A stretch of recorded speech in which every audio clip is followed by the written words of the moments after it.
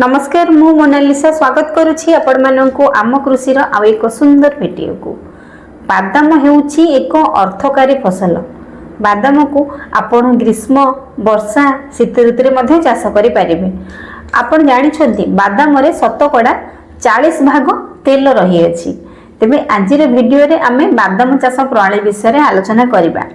जदि आपण माननक पाखरे आम कृषि एही वीडियोटी प्रथम थर पहुंचीची दयाकोरी आम कृषि यूट्यूब चैनल को सब्सक्राइब करंतु। बादाम चाषर वीडियोटी को प्रथम रु शेष पर्यंत देखंतु। तेबे चलंतु डेरी न करी आमे आलोचना करिबा बादाम चाष किभଳି भाबे आमे करिबा। साधारणतः आपण जदि बादाम चाष करिया पई चाहुचंती बा चिना बादाम चाष करिया पई चाहुचंती ताहले बादाम चाष पई आज्ञा बालिया दोरसा माटी ही बहुत भलो होइताय। एही माटी रे बादाम अधिक अमल होइताय।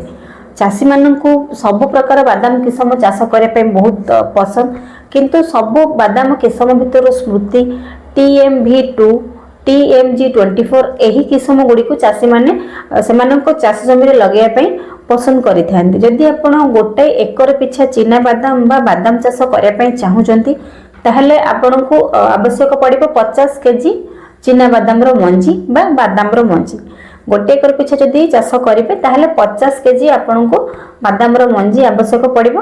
आपण गोटे एकर पई चाष करि परिबे, किंतु चाष करिबा पूर्वरु भलो भाबे हमकु जमी प्रिपेयर करिया पई पड़िबो।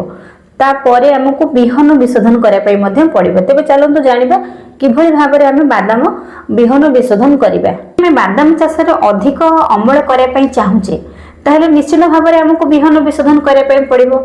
सेथि पई 7 दिन पूर्वरु प्रति 1 केजी मंजी ता सहित 2 ग्राम विटावैक्स पाउडर बा आपण कार्बेंडाजिम मध्ये नै परिबे। प्रति 1 केजी मंजी सहित 2 ग्राम विटावैक्स पाउडर भलो भाबे गोळै एहाको विशोधन करिया पई पड़िबो। बिहन विशोधन करले आज्ञा आगो को आउ रोग आ पोको मानकर एते अधिक परिमाण रे समस्या देखा जाय न थाए। खूब कम परिमाण रे रोग आ पोको माने लागि थांती जदि हमें प्रॉपर वे रे बिहन विशोधन करिबा। जेते बेले भी आपण चिना बादाम आज्ञा लगाउछंती सही समय रे धाड़ी को धाड़ी 25 सेमी व्यवधान एवं धाड़ी मध्य रे 10 सेमी व्यवधान रखंतु। जेते बेले आपण हळ करूछंती हळ करिबा समय रे मूल खाद्य सार हिसाब रे आपण एकर को 8 केजी यूरिया 16 केजी फॉस्फोरस एवं 16 केजी पोटाश सार प्रयोग करंतु। एहा द्वारा गछरे फल संख्या अधिक आसी थाए। जेते अधिक आज्ञा फल आसीबो सेते अधिक आमे चिना बादाम बा बादाम अमल करि परिबा।